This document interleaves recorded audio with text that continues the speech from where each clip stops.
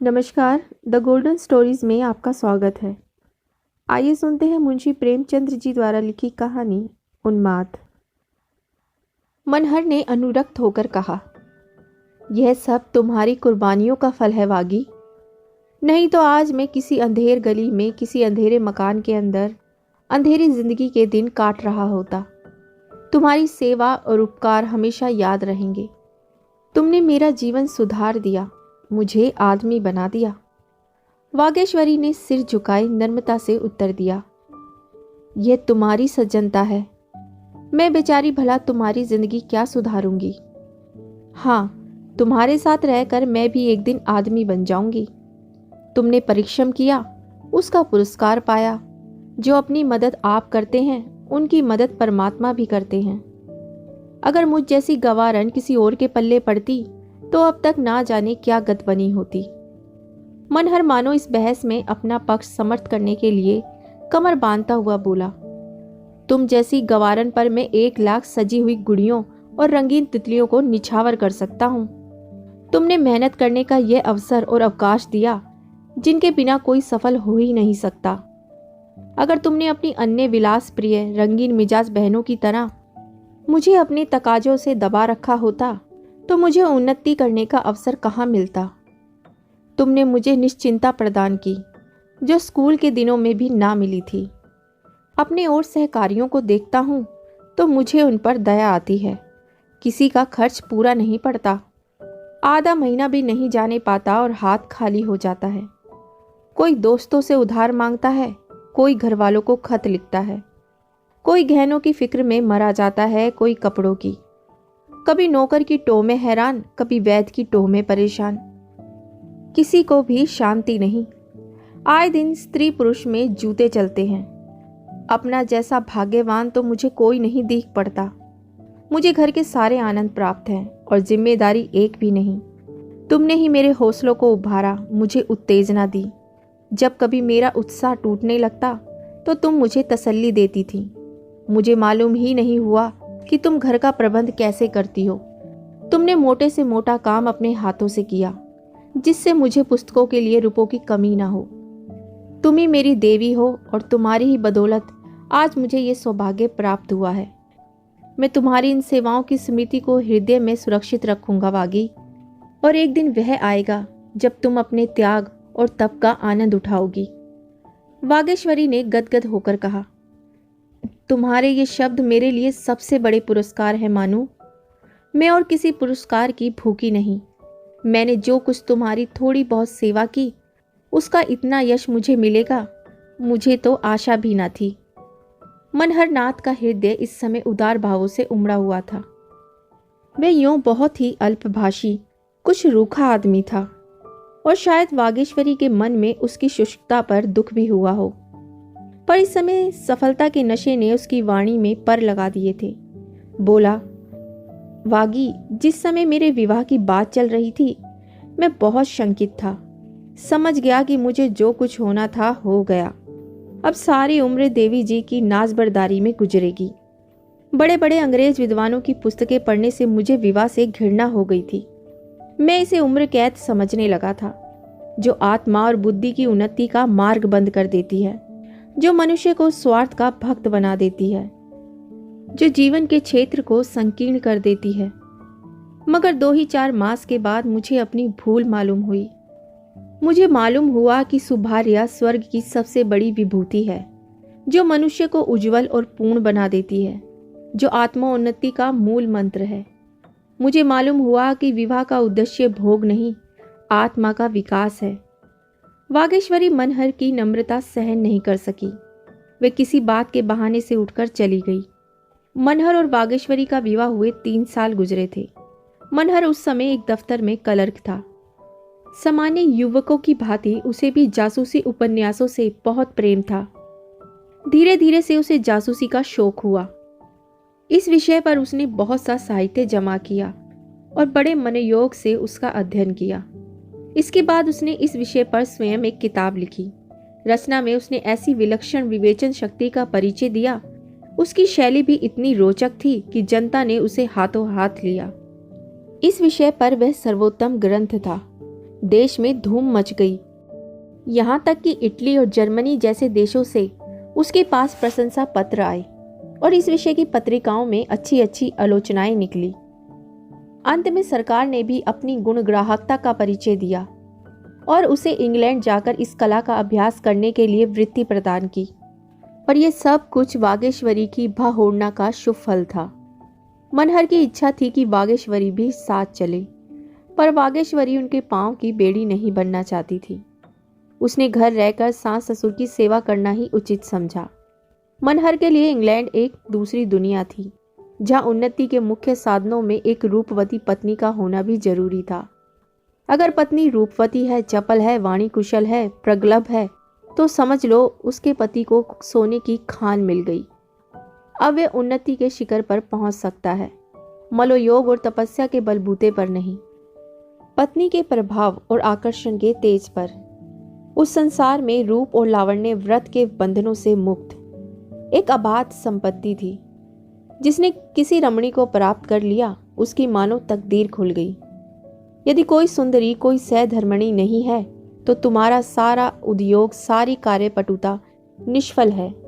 कोई तुम्हारा पुरसा हाल न होगा। अतः वहां रूप को लोग व्यापारिक दृष्टि से देखते थे। साल भर के अंग्रेजी समाज के संसर्ग ने मनहर की मनोवृत्तियों में क्रांति पैदा कर दी। उसके मिजाज में सांसारिकता का इतना प्राधान्य हो गया कि कोमल भावों के लिए वहां कोई स्थान ही ना रहा। वागेश्वरी उसके विद्याभ्यास में सहायक होती थी, पर उस अधिकार और पद की ऊंचाइयों तक ना पहुंचा सकती थी। उसके त्याग और सेवा का महत्व भी अब मनहर की निगाहों में कम होता जा रहा था। वागेश्वरी अब उसे एक व्यर्थ सी वस्तु मालूम होती थी, क्योंकि भौतिक दृष्टि से हर एक वस्तु का मूल्य उससे होने वाले साथ पर ही अवलंबित था। अपना पूर्व जीवन जब उसे हास्य पर जान पड़ता था, चंचल, हसमुख, विनोदनी अंग्रेज युवतियों के सामने वागेश्वरी एक हल्की तुच्छ सी वस्तु जान पड़ती। इस विद्युत प्रकाश में वह दीपक अब मलिन पड़ गया था। यहाँ तक कि शनै शनै उसका ये मलिन प्रकाश भी अब लुप्त हो गया। मनहर ने अपने भविष्य का निश्चय कर लिया। वह भी एक रमणी की रूप नौका द्वारा ही अपने लक्ष्य तक पहुंचेगा। इसके सिवा कोई और उपाय न था। रात के 9 बजे थे। मनहर लंदन के एक फैशनेबल रेस्टोरेंट में बना ठना बैठा था। उसका रंग, रूप और ठाट पाट देखकर सहसा कोई नहीं कह सकता था कि वह अंग्रेज नहीं है। लंदन में भी उसके सौभाग्य ने उसका साथ दिया था। उसने चोरी के कई गहरे मामले का पता लगा लिया था, इसलिए इसे धन और यश दोनों ही मिल रहा था। वह अब यहाँ के भारतीय समाज का प्रमुख अंग बन गया था, जिसके आतिथ्य और सौजन्य की सभी सराहना करते थे। उसका लबो लहजा भी अंग्रेजों से मिलता जुलता था। उसके सामने मेज के दूसरी ओर एक रमणी बैठी हुई उनकी बातें बड़े ध्यान से सुन रही थी। उसके अंग अंग से यौवन टपक पड़ता था। भारत के अद्भुत वृतांत सुनकर उसकी आंखें खुशी से चमक रही थी। मनहर चिड़िया के सामने दाने बिखेर रहा था। मनहर, विचित्र देश है जैनी, अत्यंत विचित्र। 5-5 साल के दूल्हे तुम्हें भारत के सिवा कहीं देखने को नहीं मिलेंगे। लाल रंग के चमकदार कपड़े, सिर पर चमकता हुआ लंबा टोप, चेहरे पर फूलों का झालरदार बुर्का, घोड़े पर सवार चले जा रहे हैं। 2 आदमी दोनों तरफ से छतरी लगाए हुए हैं, हाथों में मेहंदी लगी हुई है। जैनी, मेहंदी क्यों लगाते हैं? मनहर, जिससे हाथ लाल हो जाएं, पैरों में भी रंग भरा जाता है। उंगलियों के नाखून लाल रंग के कर दिए जाते हैं। वे दृश्य देखते ही बनता है। जैनी, यह तो दिल में सनसनी पैदा करने वाला दृश्य होगा। दुल्हन भी इसी तरह सजाई जाती होगी। मनहर, इससे कई गुना अधिक, सिर से पांव तक सोने चांदी के गहनों से लदी हुई। ऐसा कोई अंग नहीं जिसमें 2-4 जेवर ना होते हों। जैनी, तुम्हारी शादी भी इसी तरह हुई होगी, तुम्हें तो बड़ा आनंद आया होगा। मनहर, हाँ, वही आनंद आया था जो तुम्हें मेरी गो राउंड पर चढ़ने में आता है। अच्छी अच्छी चीजें खाने को मिलती है, अच्छे कपड़े पहनने को मिलते हैं। खूब नाच तमाशे देखता था और शहनाइयों का गाना सुनता था। मजा तो तब आता है जब दुल्हन अपने घर से विदा होती है। सारे घर में कोहराम मच जाता है। दुल्हन हर एक से लिपट लिपट कर रोती है, जैसे मातम कर रही हो। जैनी, दुल्हन रोती क्यों है? मनहर, रोने का रिवाज चला आता है। हालांकि सभी लोग जानते हैं कि वे हमेशा के लिए नहीं जा रही है, फिर भी सारा घर इस तरह फूट फूट कर रोता है मानो वे काले पानी भेजी जा रही हो। जैनी, मैं तो इस तमाशे पर खूब हंसूं। मनहर, हंसने की बात ही है। जैनी, तुम्हारी बीवी भी रोई होगी। मनहर, अजी कुछ ना पूछो, पछाड़े खा रही थी, मानो मैं उसका गला घोट दूंगा। मरी पालकी से निकलकर भागी जाती थी और मैंने जोर से पकड़कर अपनी बगल में बिठा लिया, तब मुझे दांत काटने दौड़ी। मिस जैनी ने जोर का कहकहा मारा और हंसी के साथ लौट गई। बोली, हॉरिबल हॉरिबल, क्या अब भी दांत काटती है? मनहर, वह अब इस संसार में नहीं रही जैनी। मैं उससे खूब काम लेता था। मैं सोता था तो वो बदन में चंपी लगाती थी, मेरे सिर में तेल डालती थी, पंखा जलती थी। जैनी, मुझे तो विश्वास नहीं आता, बिल्कुल मूर्ख थी। मनहर, कुछ ना पूछो, दिन को किसी के सामने मुझसे बोलती भी ना थी, मगर मैं उसका पीछा करता रहता था। जैनी, ओह नोटी बॉय, तुम बड़े शरीफ हो। थी तो रूपवती। मनहर, हाँ, उसका मुंह तुम्हारे तलवों जैसा था। जैनी, नॉनसेंस, तुम ऐसी औरत के पीछे कभी ना दौड़ते। मनहर, उस वक्त मैं भी मूर्ख था जैनी। जैनी, ऐसी मूर्ख लड़की से तुमने विवाह क्यों किया? मनहर, विवाह ना करता तो बाप जहर खा लेता। जैनी, वह तुम्हें प्यार कैसे करने लगी? मनहर, और करती क्या, मेरे सिवा दूसरा था ही कौन। घर से बाहर ना निकलने पाती थी, मगर प्यार हम में से किसी को ना था।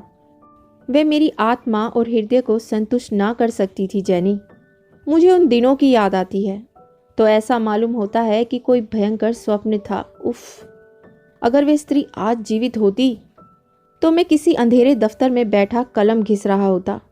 इस देश में आकर मुझे यथार्थ ज्ञान हुआ कि संसार में स्त्री का क्या स्थान है, उसका क्या दायित्व है और जीवन उसके कारण कितना आनंदप्रद हो जाता है। और जिस दिन तुम्हारे दर्शन हुए वह तो मेरी जिंदगी का सबसे मुबारक दिन था। याद है तुम्हें वो दिन? तुम्हारी वह सूरत मेरी आंखों में अब भी फिर रही है। जैनी, अब मैं चली जाऊंगी, तुम मेरी खुशामद करने लगे। भारत के मजदूर दल सचिव थे लॉर्ड बार्बर और उनके प्राइवेट सेक्रेटरी थे mister coward. Lord barber Bharat के सच्चे मित्र समझे जाते थे। जब कंजर्वेटिव और लिबरल दलों का अधिकार था तो लॉर्ड बार्बर भारत के बड़े जोरों से वकालत करते थे। वह उन मंत्रियों पर ऐसे ऐसे कटाक्ष करते थे कि उन बेचारों को कोई जवाब न सूझता था। एक बार वह हिंदुस्तान आए थे और यहाँ कांग्रेस में शरीक हुए थे। कांग्रेस के जलसे के बाद वे जिस शहर में गए, जनता ने उनके रास्ते में आंखें बिछाई, उनकी गाड़ियां खींची, उन पर फूल बरसाए। चारों ओर से यही आवाज आती थी, यह है भारत का उद्धार करने वाला। लोगों को विश्वास हो गया कि भारत के सौभाग्य से अगर कभी लॉर्ड बार्बर को अधिकार प्राप्त हुआ तो वह दिन भारत के इतिहास में मुबारक होगा। लेकिन अधिकार पाते ही लॉर्ड बार्बर में एक विचित्र परिवर्तन हो गया। उनके सारे सद्भाव, उनकी उदारता, न्यायपरायणता, सहानुभूति, ये सभी अधिकार के भंवर में पड़ गए और अब लॉर्ड बार्बर और उनके पूर्व अधिकार के व्यवहार में लेश मात्र भी अंतर ना था। वह भी वही कर रहे थे जो उनके पहले के लोगों ने किया। वही दमन था, वही जातिगत अभिमान, वही कट्टरता, वही संकीर्णता। देवता अधिकार के सिंहासन पर पांव रखते ही अपना देवत्व खो बैठा था। अपने 2 साल के अधिकार काल में उन्होंने सैकड़ों ही अफसर नियुक्त किए थे, पर उनमें एक भी हिंदुस्तानी न था।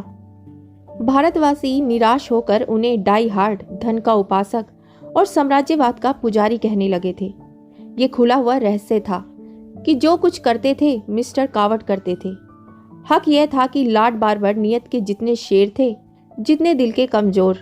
हालांकि परिणाम दोनों दिशाओं में एक सा था। यह मिस्टर कावर्ड एक ही महापुरुष थे। उनकी उम्र 40 से अधिक गुजर चुकी थी, पर अभी तक उन्होंने विवाह नहीं किया था। शायद उनका ख्याल था कि राजनीति के क्षेत्र में रहकर वे विवाह का आनंद नहीं उठा सकते। वास्तव में नवीनता के मधुप थे। उन्हें नित्य नए विनोद और आकर्षण, नित्य नए विलास और उत्साह की टोह रहती थी। दूसरों के लगाए हुए बाग की सैर करके चित्त को प्रसन्न कर लेना इससे कहीं सरल था कि अपना बाग आप लगाएं और उसकी रक्षा और सजावट में अपना सिर खपाएं। उनको व्यापारिक और व्यवहारिक दृष्टि में ये लटका उससे कहीं आसान था। दोपहर का समय था। मिस्टर कावर्ड नाश्ता करके सिगार पी रहे थे कि मिस जैनी के रोज के आने की खबर हुई। उन्होंने तुरंत आईने के सामने खड़े होकर अपनी सूरत देखी, बिखरे बालों को संवारा, बहुमूल्य इत्र मला और मुख से स्वागत की साहस छवि दर्शाते हुए कमरे से निकलकर मिस रोज से हाथ मिलाया।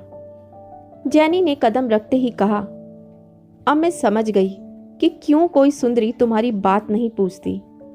आप अपने वादों को पूरा करना ही नहीं जानते। मिस्टर कावर्ड ने जैनी के लिए कुर्सी खींचते हुए कहा, मुझे बहुत खेद है मिस रोज कि कल मैं अपना वादा ना पूरा कर सका। प्राइवेट सेक्रेटरी का जीवन कुत्तों के जीवन से भी है। बार बार चाहता था कि दफ्तर से उठूं, पर एक न एक कॉल ऐसा आ जाता था कि रुक जाना पड़ जाता था। मैं तुमसे क्षमा मांगता हूँ। बार में तुम्हें खूब आनंद आया होगा। जैनी, मैं तुम्हें तलाश करती रही। जब तुम ना मिले तो मेरा जी खट्टा हो गया। मैं और किसी के साथ नहीं नाची। अगर तुम्हें नहीं जाना था तो मुझे निमंत्रण क्यों दिया था? कावर्ड ने जैनी को सिगार भेंट करते हुए कहा, तुम मुझे लज्जित कर रही हो जैनी। मेरे लिए इससे ज्यादा खुशी की बात और क्या हो सकती थी कि तुम्हारे साथ नाचता। एक पुराना बैचलर होने पर भी मैं उस सुख की कल्पना कर सकता हूँ। बस यही समझ लो कि तड़प तड़प कर रह जाता हूँ। जैनी ने कठोर मुस्कान के साथ कहा, तुम इसी योग्य हो कि बैचलर बने रहो। यही तुम्हारी सजा है। कावर्ड ने अनुरक्त होकर उत्तर दिया, जैनी तुम बड़ी कठोर हो। तुम ही क्या, रमणियां सभी कठोर होती हैं। मैं कितनी ही परवशता दिखाऊं, तुम्हें विश्वास नहीं आएगा। मुझे यह अरमान ही रह गया कि कोई सुंदरी मेरे अनुराग और लगन का आदर करती। जैनी, तुम में अनुराग हो भी तो रमणियां ऐसे बहानेबाजों को मुंह नहीं लगाती। कावर्ड, फिर बहानेबाज कहा? मजबूर क्यों नहीं कहती? जैनी, मैं किसी को मजबूर नहीं मानती। मेरे लिए यह हर्ष और गौरव की बात नहीं हो सकती कि आपको जब अपने सरकारी और गैर सरकारी कामों से अवकाश मिले तो आप मेरा मन रखने के लिए एक क्षण के लिए अपने कोमल चरणों को कष्ट दें। इसी कारण तुम अब तक छींक रहे हो। कावर्ड ने गंभीर भाव से कहा, तुम मेरे साथ अन्याय कर रही हो जैनी। मेरे अविवाहित रहने का क्या कारण है, यह कल तक मुझे खुद मालूम ना था। कल आप ही आप मालूम हो गया। जैनी ने उसका परिहास करते हुए कहा, अच्छा, तो ये रहस्य आपको मालूम हो गया? तब तो आप सचमुच आत्मदर्शी हैं। जरा मैं भी तो सुनूं, क्या कारण था? कावर्ड ने उत्साह के साथ कहा, अब तक कोई ऐसी सुंदरी ना मिली जो मुझे उन्मत्त कर सकती। जैनी ने कठोर परिहास के साथ कहा, मेरा ख्याल था कि दुनिया में ऐसी औरत पैदा ही नहीं हुई जो तुम्हें उन्मत्त कर सकती। तुम उन्मत्त बनाना चाहते हो, उन्मत्त बनना नहीं चाहते। कावर्ड, तुम बड़ा अत्याचार करती हो जैनी। जैनी, अपने उन्माद का प्रमाण देना चाहते हो? कावर्ड, हृदय से जैनी, मैं उस अवसर की ताक में बैठा हूं। उसी दिन शाम को जैनी ने मनहर से कहा, तुम्हारे सौभाग्य पर बधाई, तुम्हें वह जगह मिल गई। मनहर उछलकर बोला, सच? सेक्रेटरी से कोई बातचीत हुई थी? जैनी, सेक्रेटरी से कुछ कहने की जरूरत ही नहीं पड़ी। सब कुछ कावड़ के हाथों में है। मैंने उसी को चंग पर चढ़ाया। लगा मुझे इश्क जताने। 50 साल की तो उम्र है। चांद के बाल झड़ गए हैं, गालों पर झुर्रियां पड़ गई हैं, पर अभी तक आपको इश्क का खप्त है। अब अपने को एक ही रसिया समझते हैं। उसके बूढ़े चोचले बहुत ही बुरे मालूम होते थे, मगर तुम्हारे लिए सब कुछ सहना पड़ा। खैर, मेहनत सफल हो गई है। कल तुम्हें परवाना मिल जाएगा। अब सफर की तैयारी करनी चाहिए। मनहर ने गदगद होकर कहा, तुमने मुझ पर बड़ा एहसान किया है जैनी। मनहर को गुप्तचर विभाग में ऊंचा पद मिला। देश के राष्ट्रीय पत्रों ने उसकी तारीफों के पुल बांधे, उसकी तस्वीर छापी और राष्ट्र की ओर से उसे बधाई दी। वह पहला भारतीय था जिसने ये ऊंचा पद प्राप्त किया था।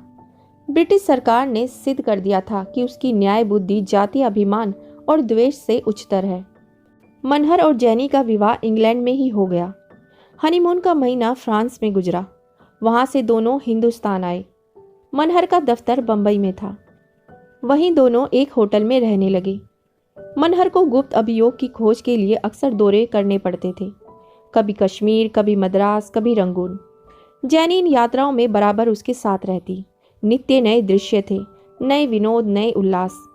उनकी नवीनता प्रिय प्रकृति के लिए आनंद का इससे अच्छा और क्या समान हो सकता था। मनहर का रहन सहन तो विदेशी था। घर वालों से भी उसका संबंध विच्छेद हो गया था। बागेश्वरी के पत्रों का उत्तर देना तो दूर रहा, वह उन्हें खोलकर पढ़ता भी नहीं था। भारत में हमेशा उसे यह शंका बनी रहती थी कि कहीं घर वालों को उसका पता न चल जाए। जैनी से वह अपनी यथार्थ स्थिति को छुपाए रखना चाहता था। उसने घर वालों को आने की सूचना तक न दी थी। यहाँ तक कि वह हिंदुस्तानियों से बहुत कम मिलता था। उसके मित्र अधिकांश पुलिस और फौज के अफसर थे, वही उसके मेहमान होते। वाक चतुर जैनी सम्मोहन कला में स्थित हस्त थी। पुरुषों के प्रेम से खेलना उसकी सबसे अमोद में क्रीड़ा थी। जलाती थी, रिझाती थी, और मनहर भी उसकी कपट लीला का शिकार बना रहता था। उसे वे हमेशा भूल भुलैया में रखती, कभी इतना निकट कि छाती पर सवार, न कभी इतना दूर कि योजन का अंतर, कभी निष्ठुर और कठोर, और कभी प्रेम विवल और व्यग्र।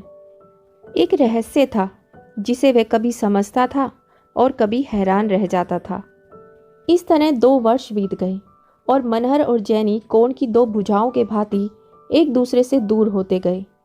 मनहर इस भावना को हृदय से ना निकाल सकता था कि जैनी का मेरे प्रति एक विशेष कर्तव्य है, वे चाहे उसकी संकीर्णता हो या कुल मर्यादा का असर। इसलिए वह जैनी को पाबंद देखना चाहता था। उसकी स्वच्छंद वृत्ति उसे लज्जास्पद मालूम होती थी। वह भूल जाता था कि जैनी से उसके संपर्क का आरंभ ही स्वार्थ पर अवलंबित था। शायद उसने समझा था कि समय के साथ जैनी को अपने कर्तव्यों का ज्ञान हो जाएगा। हालांकि उसे मालूम होना चाहिए था कि टेढ़ी बुनियाद पर बना हुआ भवन जल्द या देर से भूमिस्थ होकर ही रहेगा, और ऊंचाई के साथ उसकी शंका और भी बढ़ती जाती थी। इसके विपरीत जैनी का व्यवहार परिस्थिति के बिल्कुल अनुकूल था। उसने मनहर को विनोद में तथा विलास में जीवन का एक साधन समझा था, और उसी विचार पर वह अब तक स्थित थी। इस व्यक्ति को वह मन में पति का स्थान नहीं दे सकती थी। पाषाण प्रतिमा को वह अपना देवता ना बना सकती थी। पत्नी बनना उसके जीवन का स्वप्न ना था, इसलिए वे मनहर के प्रति अपने किसी कर्तव्य को स्वीकार नहीं करती थी। अगर मनहर अपनी गाड़ी कमाई उसके चरणों पर अर्पित करता था तो कोई एहसान नहीं करता था। मनहर उसका बनाया हुआ पुतला, उसी का लगाया हुआ वृक्ष था। उसकी छाया और उसके फल का भोग करना वे अपना अधिकार समझती थी। मनोमालिन्य बढ़ता गया। आखिर मनहर ने उसके साथ दावतों और जलसों पर जाना छोड़ दिया। पर जैनी पूर्ववत सैर करने जाती, मित्रों से मिलती, दावतें करती और दावतों में शरीक होती। मनहर के साथ ना जाने से उसे लेश मात्र भी दुख या निराशा नहीं होती थी, बल्कि वे शायद उसकी उदासीनता पर और प्रसन्न होती थी। मनहर इस मानसिक व्यवस्था को शराब के नशे में डुबोने का उद्योग करता। पीना तो उसने इंग्लैंड में ही शुरू कर दिया था, पर अब उसकी मात्रा बहुत बढ़ गई थी। वहाँ स्फूर्ति और आनंद के लिए पीता था, और यहाँ स्फूर्ति और आनंद को मिटाने के लिए। वे दिन दिन दुर्बल होता जाता था। वे जानता था कि शराब मुझे पिए जा रही है, पर उसके जीवन का यही एक अवलंब रह गया था। गर्मियों के दिन थे। मनहर एक मामले की जांच करने के लिए लखनऊ में डेरा डाले हुए था। मामला बहुत संगीन था। उसे सिर उठाने की फुर्सत न मिलती थी। स्वास्थ्य भी बहुत खराब हो चला था, पर जैनी अपने सैर सपाटे में मग्न थी। आखिर उसने एक दिन कहा, मैं नैनीताल जा रही हूँ, यहाँ की गर्मी मुझसे सही नहीं जाती। मनहर ने लाल लाल आंखें निकाल कर कहा, नैनीताल में क्या काम है? वह आज अपना अधिकार दिखाने पर तुल गया। जैनी भी उसके अधिकार की उपेक्षा करने पर तुली हुई थी। बोली, यहाँ कोई सोसाइटी नहीं, सारा लखनऊ पहाड़ों पर चला गया है। मनहर ने जैसे मयान से तलवार निकाल कर कहा, जब तक मैं यहाँ हूँ तुम्हें कहीं जाने का अधिकार नहीं। तुम्हारी शादी मेरे साथ हुई है, सोसाइटी के साथ नहीं।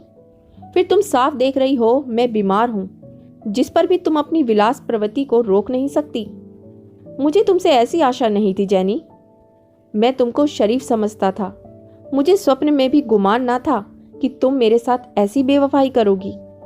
जैनी ने अविचलित भाव से कहा, तो तुम क्या समझते थे? मैं भी तुम्हारी हिंदुस्तानी स्त्री की तरह तुम्हारी लौंडी बनकर रहूंगी और तुम्हारे तलवे सहलाऊंगी? मैं तुम्हें इतना नादान नहीं समझती। अगर तुम्हें हमारी अंग्रेज सभ्यता की इतनी सी बात नहीं मालूम, तो अब मालूम कर लो कि अंग्रेज स्त्री अपनी रुचि के सिवा और किसी की पाबंद नहीं।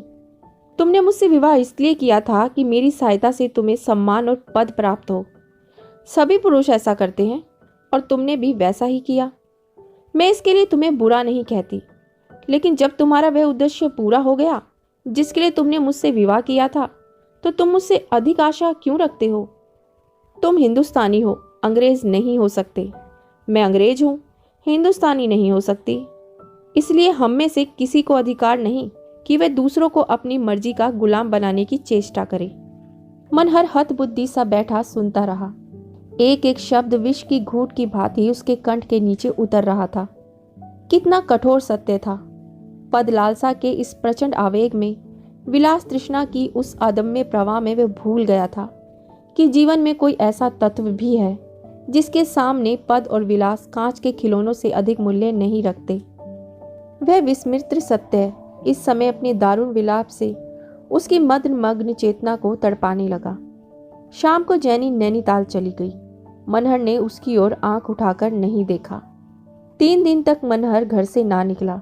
जीवन के 5-6 वर्षों में उसने जितने रत्न संचित किए थे, जिन पर वह गर्व करता था, जिन्हें पाकर वह अपने को धन्य समझता था, अब परीक्षा की कसौटी पर जाकर नकली सिद्ध हो रहे थे।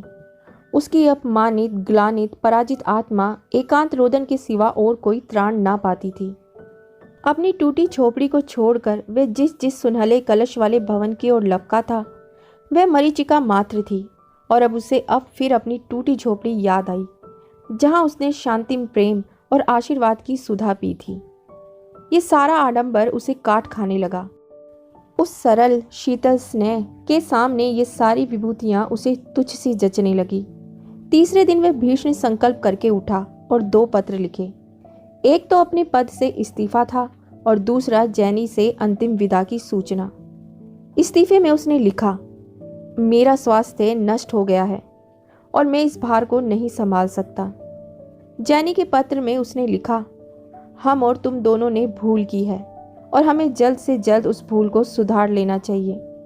मैं तुम्हें सारे बंधनों से मुक्त करता हूँ, तुम भी मुझे मुक्त कर दो। मेरा तुमसे कोई संबंध नहीं है। अपराध ना तुम्हारा है न मेरा। समझ का फेर तुम्हें भी था और मुझे भी। मैंने अपने पद से इस्तीफा दे दिया है और अब तुम्हारा मुझ पर कोई एहसान नहीं रहा। मेरे पास जो कुछ है वह तुम्हारा है, वे सब मैं छोड़े जाता हूँ। मैं तो निमित्त मात्र था, स्वामिनी तुम थी। उस सभ्यता को दूर से ही सलाम है जो विनोद और विलास के सामने किसी बंधन को स्वीकार नहीं करती। उसने खुद जाकर दोनों की रजिस्ट्री कराई और उत्तर का इंतजार किए बिना ही वहां से चलने को तैयार हो गया। जैनी ने जब मनहर का पत्र पाकर पढ़ा तो मुस्कुराई। उसे मनहर की इच्छा पर शासन करने का ऐसा अभ्यास पड़ गया था कि पत्र से उसे जरा भी घबराहट नहीं हुई। उसे विश्वास था कि 2-4 दिन चिकनी चुपड़ी बातें करके वे उसे फिर वशीभूत कर लेगी। अगर मनहर की इच्छा केवल धमकी देनी ना होती, उसके दिल पर चोट लगी होती, तो वह अब तक यहाँ ना होता। कब का वह स्थान छोड़ चुका होता। उसका यहाँ रहना ही बता रहा है कि वह केवल बंदर घुड़की दे रहा है। जैनी ने स्थिर चित होकर कपड़े बदले और तब इस तरह मनहर के कमरे में आई, मानो कोई अभिनय करने स्टेज पर आई हो। मनहर उसे देखते ही ठट्टा मारकर हंसा। जैनी सहम कर पीछे हट गई।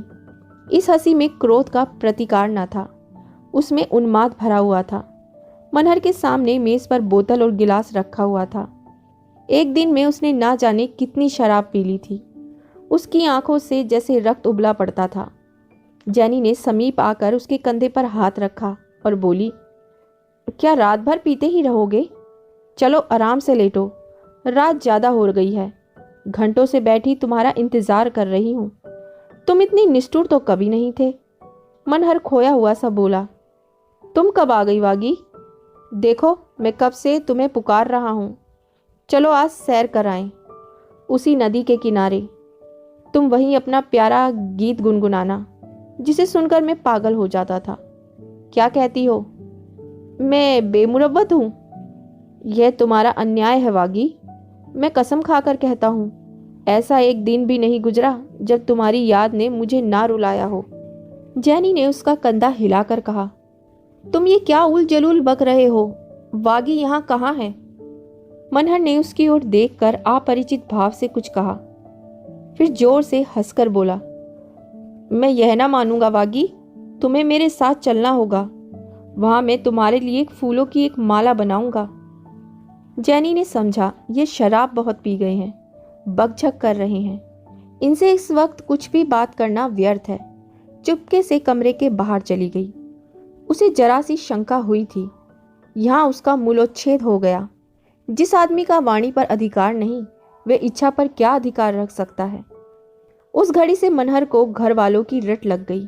कभी वागेश्वरी को पुकारता, कभी अम्मा को, कभी दादा को। उसकी आत्मा अतीत में विचरती रहती, उस अतीत में जब जैनी ने काली छाया की भांति प्रवेश नहीं किया था और वागेश्वरी अपने सरल वर्त से उसके जीवन में प्रकाश फैलाती थी। दूसरे दिन जैनी ने उसे जाकर कहा, तुम इतनी शराब क्यों पीते हो? देखते नहीं तुम्हारी क्या दशा हो रही है? मनहर ने उसकी ओर आश्चर्य से देखा। तुम कौन हो? जैनी, तुम मुझे नहीं पहचानते? इतनी जल्दी भूल गए? मनहर, मैंने तुम्हें कभी नहीं देखा। मैं तुम्हें नहीं पहचानता। जैनी ने और अधिक बातचीत नहीं की। उसने मनहर के कमरे से शराब की बोतलें उठवा दी और नौकरों को ताकीद कर दी कि उसे एक घूंट भी शराब की ना दी जाए। उसे अब कुछ संदेह होने लगा, क्योंकि मनहर की दशा उससे कहीं शंकाजनक थी जितना वह समझती थी। मनहर का जीवित और स्वस्थ रहना उसके लिए आवश्यक था। इसी घोड़े पर बैठकर वह शिकार खेलती थी। घोड़े के बगैर शिकार का आनंद कहाँ? मगर एक सप्ताह हो जाने पर भी मनहर की दशा में बिल्कुल अंतर न हुआ। न मित्रों को पहचानता, न नौकरों को। पिछले 3 वर्षों का जीवन एक स्वप्न की भांति मिट गया था। 7वें दिन जैनी सिविल सर्जन को लेकर आई तो मनहर का कहीं पता नहीं था। 5 साल के बाद वागेश्वरी का लुटा हुआ सुहाग फिर चेता। माँ बाप पुत्र के वियोग में रो रो कर अंधे हो चुके थे। वागेश्वरी निराशा में भी आस बांधे बैठी हुई थी। उसका मायका संपन्न था। बार बार बुलावे आते, बाप आया, भाई आया, पर धैर्य और व्रत की देवी घर से ना टली। जब मनहर भारत आया तो वागेश्वरी ने सुना कि वह विलायत से एक मेम लाया है। फिर भी उसे आशा थी वह आएगा, लेकिन उसकी आशा पूरी ना हुई। फिर उसने सुना वह ईसाई हो गया है, आचार विचार त्याग दिया है। तब उसने माथा ठोक लिया। घर की व्यवस्था दिन दिन बिगड़ने लगी। वर्षा बंद हो गई और सागर सूखने लगा। घर बिका, कुछ जमीन थी वह बिकी। फिर गहनों की बारी आई। कभी चूल्हा जल गया, कभी ठंडा पड़ा रहा। एक दिन संध्या समय वे कुएं पर पानी भरने गई थी कि एक थका हुआ, जीर्ण, विपत्ति का मारा जैसा आदमी आकर कुएं की जगत पर आकर बैठ गया। वागेश्वरी ने देखा तो मनहर। उसने तुरंत घूंघट काढ़ लिया। आंखों पर विश्वास नहीं हुआ। फिर भी आनंद और विस्मय की हृदय में फुरेरियां उड़ने लगी। रस्सी और कलसा कुएं पर छोड़कर लपकी हुई घर आई और सांस से बोली, अम्मा जी, जरा कुएं पर आकर देखो कौन आया है। सांस ने कहा, तू पानी भरने गई थी या तमाशा देखने?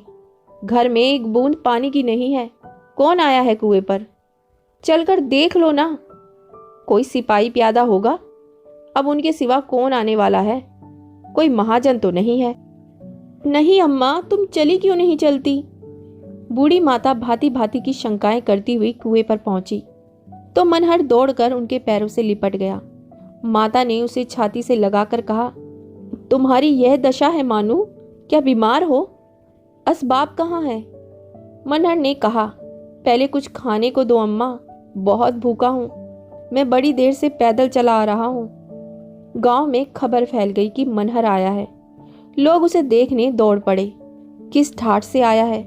ऊंचे पद पर है, हजारों रुपए पाता है। अब उसके ठाठ का क्या पूछना। मेम भी साथ आई है या नहीं। मगर जब आकर देखा तो आफत का मारा आदमी, फटे हाल, कपड़े तार तार, बाल बूढ़े हुए, जैसे जेल से आया हो। प्रश्नों की बौछार होने लगी। हमने तो सुना था तुम किसी ऊंचे पद पर हो। मनहर ने जैसे किसी भूली बात को याद करने का विफल प्रयास किया। मैं तो किसी ओहदे पर नहीं। वाह, विलायत से मेम नहीं लाए थे? मनहर ने चकित होकर कहा। विलायत? कौन विलायत गया था? अरे भंग तो नहीं खा गए हो? विलायत नहीं गए थे? मनहर मूड़ों की भांति हंसा। मैं विलायत क्या करने जाता? अजी, तुमको वजीफा नहीं मिला था? यहां से तो तुम विलायत गए थे, तुम्हारे पत्र बराबर आते थे। अब कहते हो मैं विलायत गया ही नहीं। होश में हो या हम लोगों को उल्लू बना रहे हो? मनहर ने उन लोगों की तरफ आंखें फाड़ कर देखा और बोला, मैं तो कहीं नहीं गया था, आप लोग ना जाने क्या कह रहे हैं। अब इसमें संदेह की गुंजाइश ना रही कि वे अपने होशो हवास में नहीं है। उसे विलायत जाने के पहले की सारी बातें याद थी। गांव और घर के एक एक आदमी को पहचानता था। लेकिन जब इंग्लैंड, अंग्रेज बीवी और ऊंचे पद का जिक्र आता तो भौचक्का होकर ताकने लगता। वागेश्वरी को अब उसके प्रेम में एक अस्वाभाविक अनुराग दिखता, जो उसे बनावटी मालूम होता था। वे चाहती थी कि उसके व्यवहार और आचरण में पहले जैसी बेतकल्लुफी हो। वह प्रेम का स्वांग नहीं, प्रेम चाहती थी। 10 ही 5 दिनों में उसे ज्ञात हो गया कि इस विशेष अनुराग का कारण बनावट या दिखावा नहीं, वरन कोई मानसिक विकार है। मनहर ने माँ बाप का इतना अदब पहले कभी नहीं किया था। उसे अब मोटे से मोटा काम करने में कोई संकोच नहीं था। वह जो बाजार से साग सब्जी लाने में अपना अनादर समझता था, अब कुएं से पानी खींचता, लकड़ियां फाड़ता और घर में झाड़ू लगाता था। और अपने घर में ही नहीं, सारे मोहल्ले में उसकी सेवा और नम्रता की चर्चा होती थी। एक बार मोहल्ले में चोरी हो गई। पुलिस ने बहुत दौड़ धूप की, पर चोरों का पता न चला। मनहर ने चोरी का पता ही नहीं किया, वरन माल भी बरामद किया। इससे आसपास के गांवों और मोहल्लों में उसका यश फैल गया। कोई चोरी होती तो लोग उसके पास दौड़े आते और अधिकांश उद्योग उसके सफल भी होते। इस तरह उसकी जीविका की एक व्यवस्था हो गई। वह अब वागेश्वरी के इशारों का गुलाम था। उसी की दिलजोई और सेवा में उसके दिन कटते।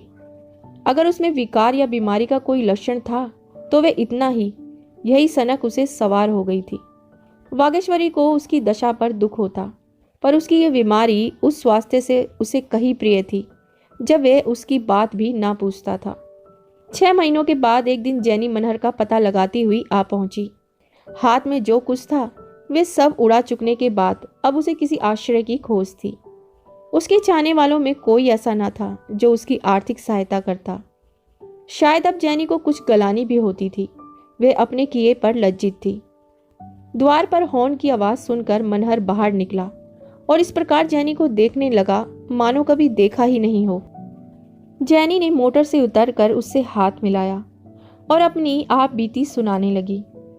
तुम इस तरह छिपकर मुझसे क्यों चले आए और फिर आकर एक पत्र भी नहीं लिखा? आखिर मैंने तुम्हारे साथ क्या बुराई की थी?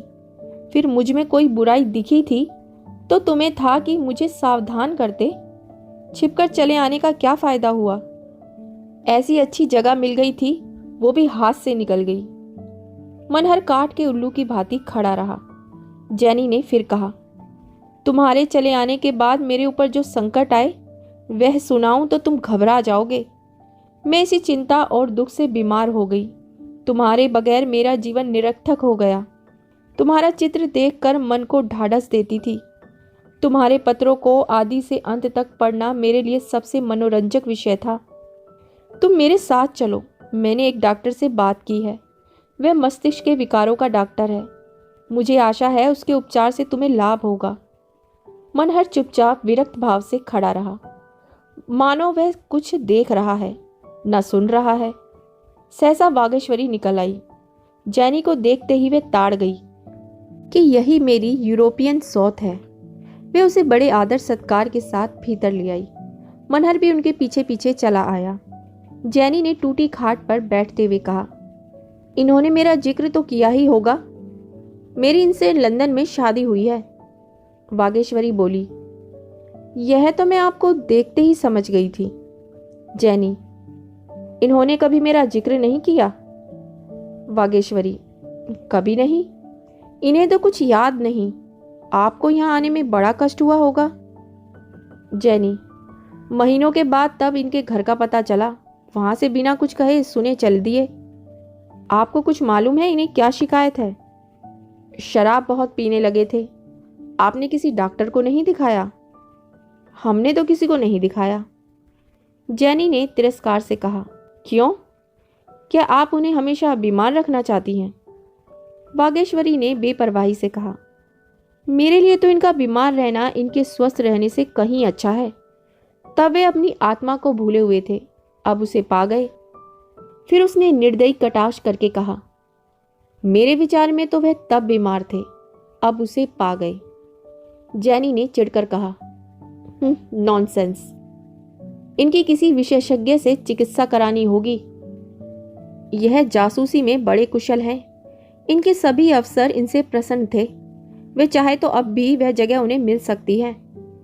अपने विभाग में ऊंचे से ऊंचे पद तक पहुंच सकते हैं। मुझे विश्वास है कि इनका रोग असाध्य नहीं है। हाँ, विचित्र अवश्य है।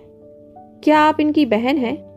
वागेश्वरी ने मुस्कुराकर कहा, आप तो गाली दे रही हैं। यह मेरे स्वामी हैं। जैनी पर मानो वज्रपात हुआ। उसके मुख पर से नम्रता का आवरण हट गया और मन में छुपा हुआ क्रोध जैसे दांत पीसने लगा। उसकी गर्दन की नसें तन गई, दोनों मुट्ठियां बंध गई। उन्मत्त होकर बोली, बड़ा दगाबाज आदमी है। इसने मुझसे बड़ा धोखा किया। मुझसे इसने कहा कि मेरी स्त्री मर गई है। कितना बड़ा धूर्त है। यह पागल नहीं है, इसने पागलपन का स्वांग भरा है। मैं अदालत से इसकी सजा कराऊंगी। क्रोध आवेश के कारण वह कांप उठी, फिर रोते हुए बोली, इस दगाबाजी का मैं इसे मजा चखाऊंगी। ओह, इसने मेरा कितना घोर अपमान किया है। ऐसा विश्वासघात करने वाले को जो दंड दिया जाए वह थोड़ा है। इसने कैसी मीठी मीठी बातें करके मुझे फांसा। मैंने ही इसे जगह दिलाई। मेरे ही प्रयत्नों से यह बड़ा आदमी बना। इसके लिए मैंने अपना घर छोड़ा, अपना देश छोड़ा, और इसने मेरे साथ ऐसा कपट किया। जैनी सिर पर हाथ रखकर बैठ गई, फिर तैश में उठी और मनहर के पास जाकर उसको अपनी ओर खींचती हुई बोली, मैं तुम्हें खराब करके छोड़ूंगी। तूने मुझे समझा क्या है? मनहर इस तरह शांत भाव से खड़ा था मानो उसे उससे कोई प्रयोजन ही नहीं है। फिर वह सिहिनी की भांति मनहर पर टूट पड़ी और उसे जमीन पर गिराकर उसकी छाती पर चढ़ बैठी। वागेश्वरी ने उसका हाथ पकड़कर अलग कर दिया और बोली, तुम ऐसी डायन ना होती तो उनकी ये दशा क्यों होती? जैनी ने तैश में आकर जेब से पिस्तौल निकाली और वागेश्वरी की तरफ बढ़ी। सहसा मनहर तड़प कर उठा, उसके हाथ से भरा हुआ पिस्तौल छीनकर फेंक दिया और वागेश्वरी के सामने खड़ा हो गया। फिर ऐसा मुंह बना लिया मानो कुछ हुआ ही नहीं हो। उसी वक्त मनहर की माताजी दोपहर की नींद सोकर उठी और जैनी को देखकर वागेश्वरी की ओर प्रश्न भरी आंखों से ताका। वागेश्वरी ने उपहास भाव से कहा, यह आपकी बहू है? बुढ़िया ठिनक कर बोली, कैसी मेरी बहू? यह मेरी बहू बनने जोग है बंदरिया। लड़के पर ना जाने क्या करा दिया, अब छाती पर मूंग दलने आई है। जैनी एक क्षण तक मनहर को खून भरी आंखों से देखती रही, फिर बिजली की भांति कौंध कर उसके आंगन में पड़ा पिस्तौल उठा लिया और वागेश्वरी पर छोड़ना ही चाहती थी कि मनहर सामने आ गया। वे बेधड़क जैनी के सामने चला गया, उसके हाथ से पिस्तौल छीन लिया और अपनी छाती में ली। तो आप सुन रहे थे मुंशी प्रेमचंद्र की कहानी उन्माद। दोस्तों, वो कहते हैं ना, बुरे काम का बुरा नतीजा, सो वही हुआ। लेकिन इसकी वजह से उन दोनों स्त्रियों को भी झेलना पड़ा। So sad. आपको कहानी कैसी लगी कमेंट कर ज़रूर बताइएगा। और इसी के साथ आपसे विदा लेती हूँ और बहुत जल्द मिलती हूँ एक नई कहानी के साथ। तब तक के लिए अलविदा।